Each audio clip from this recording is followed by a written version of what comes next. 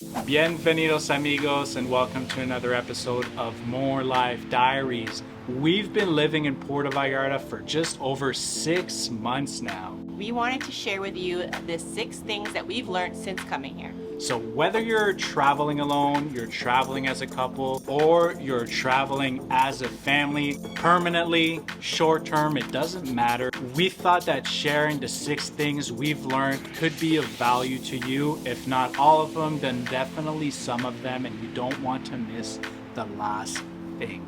We're about to switch up locations, leave our little casita because it's like a sauna in here, and we'll take you to a very special place to us. But before we hit the road, please make sure to hit the subscribe button if you like the content. If you're new here, make sure to hit the subscribe button. It's free for you and it helps greatly. So thank you so much for all your continued support.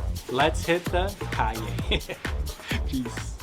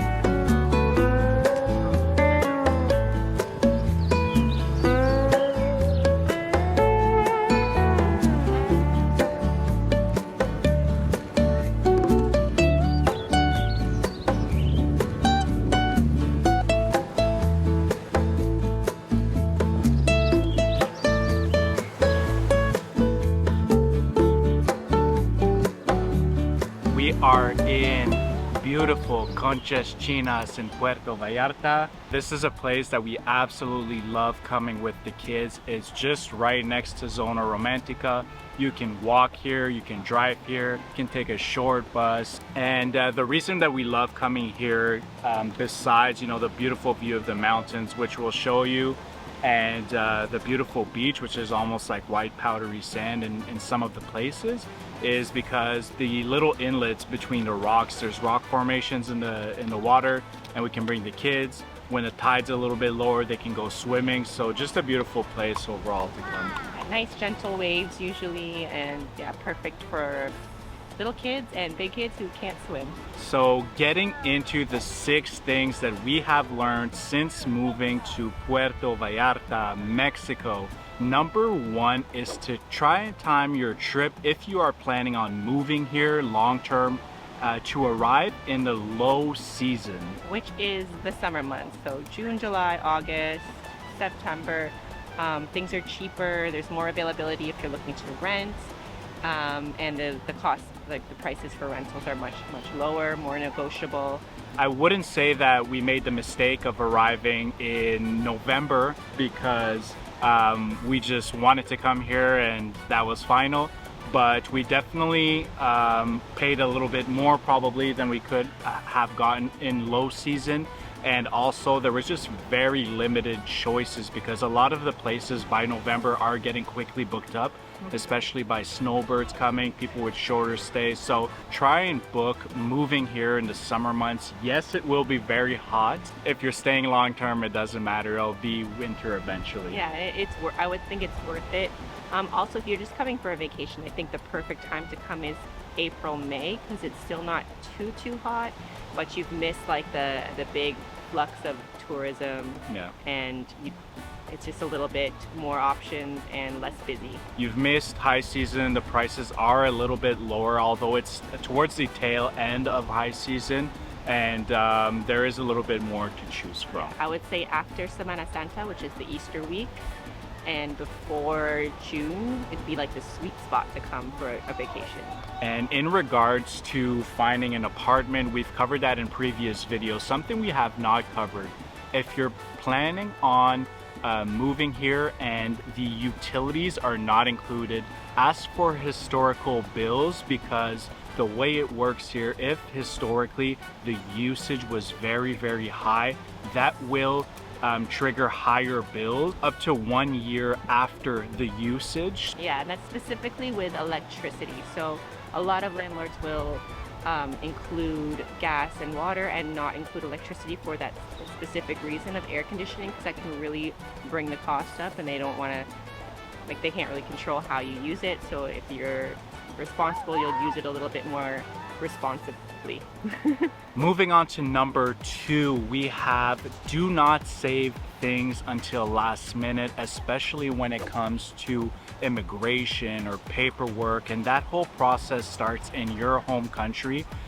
The requirements to get, for example, a temporary residency does change very quickly. After we got ours, a few months later, they had up the financials. A few months after that, they had up the financial requirements again. So if you're set on moving here, the best thing to do is just start the process right away.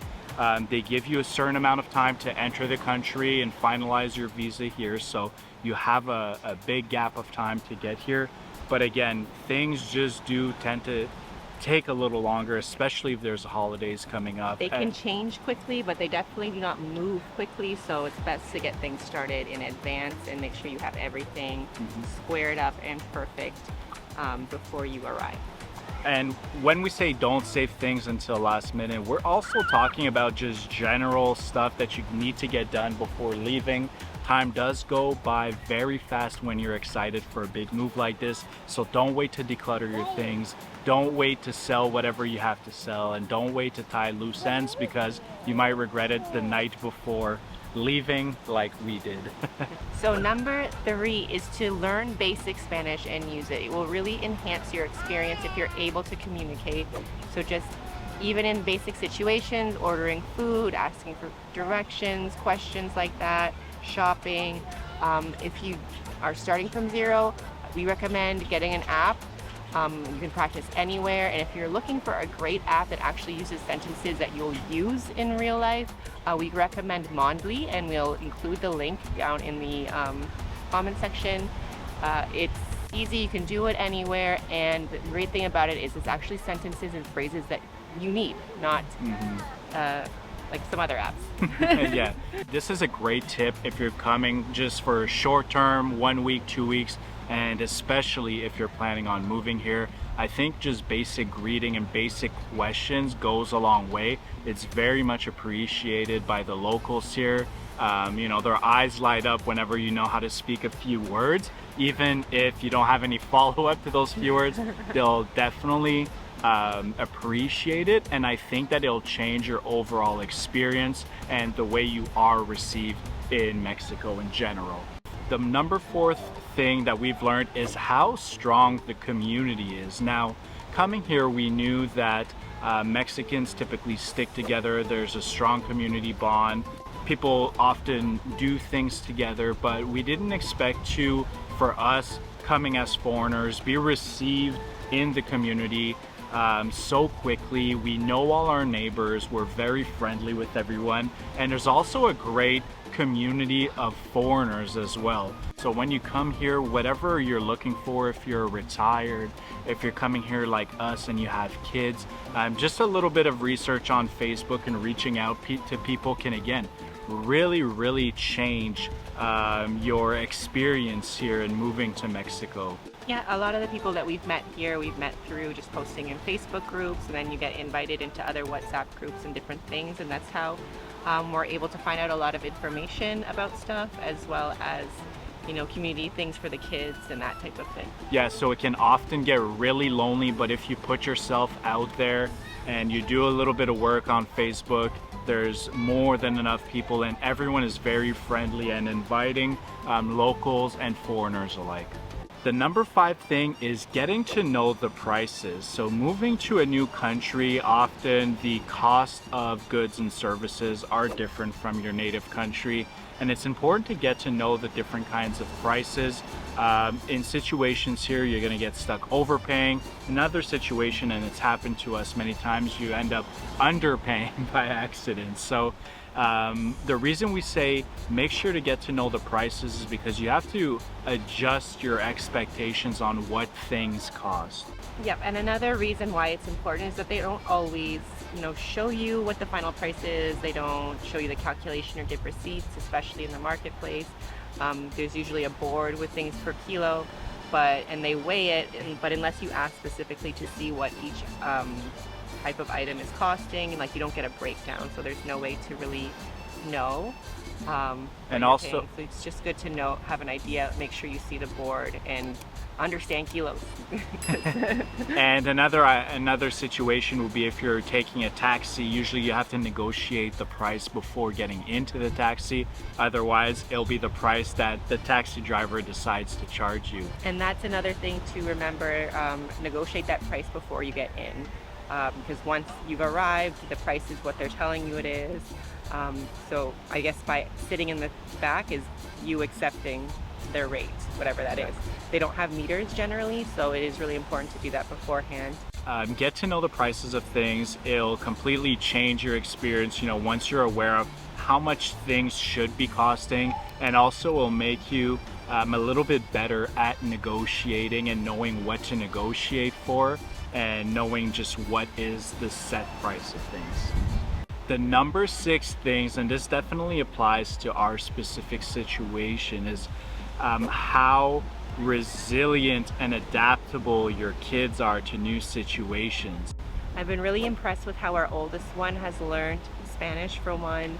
Also, has started to put himself out there and just make friends and go up to other kids.